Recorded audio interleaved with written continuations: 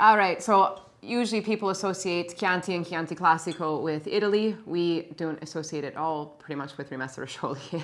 In fact, when people come in and they're asking for, oh, what do you like to drink? Usually a Chianti Classico, what do you have? There's like no choices. We all mean nothing, but I mean, we have usually Selva Piana, we have sometimes, who else? We have Pacina, we have Il Palazzino.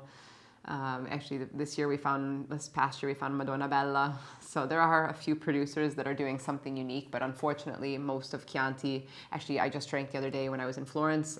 If you're ever in Florence, I highly, highly, highly suggest that you go to Pitigola.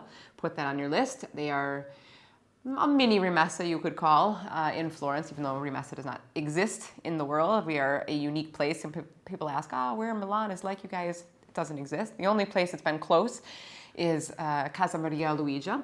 It's a Bottura restaurant, not a Michelin star, but basically is.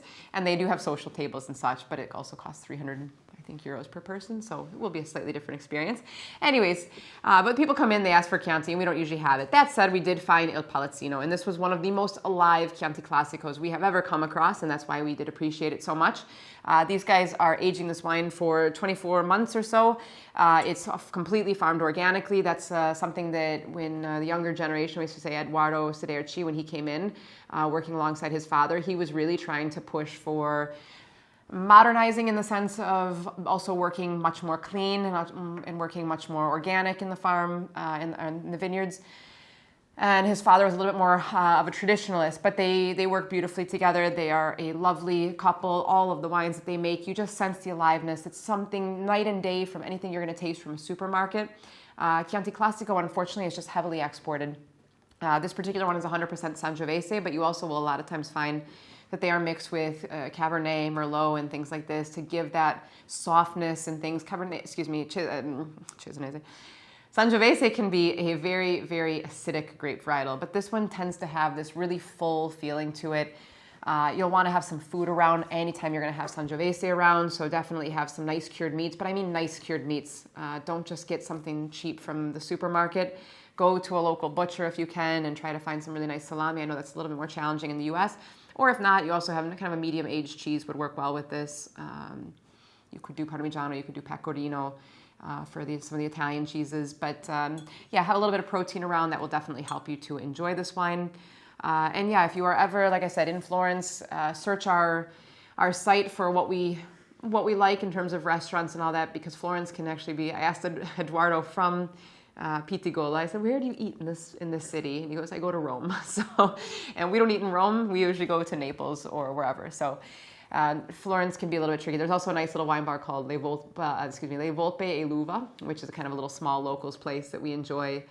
And you'll have to try for sure the Lampredotto sandwich, which having been vegan was not easy for me, but it is quite delicious. But I'll let you look into what that is.